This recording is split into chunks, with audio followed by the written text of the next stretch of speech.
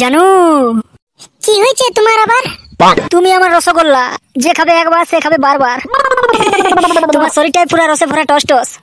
যা বদমাইশ, তুমি না খুব দুষ্ট একটা। ও জানু, তুমি কি লজ্জা করছি নাকি? না সোনা গো, অল্প শরম লাগছে। অত লজ্জা কিসে জানো?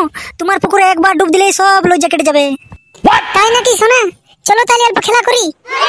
কি যেন একটা ভুলে আসি, কি জিনিস? তুমি হাসছো কেন সোনা? সোনা তুমি বেলুন আনোনি, আর বান্টুতে তোমার সরষের তেল মালিশ করোনি।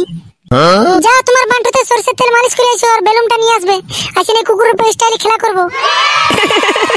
সোনা তুমি কত সুন্দর, তুমি কত বুঝো। কুকুরের স্টাইলে খেলা করবো, আহা, মনটা ভাবলেই কেমন লাগছে। অত ভেবো না, অত ভেবলে বাইরে পানি বেরিয়ে যাবে।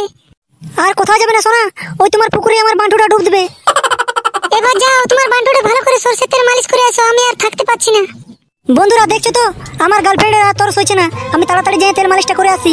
তোমরা দেখে আমার গার্লফ্রেন্ডের সঙ্গে গল্পটা করো। তোমরা যদি এরকম ভিডিও দেখতে চাও তো একটা সাবস্ক্রাইব অবশ্যই করে দিবে।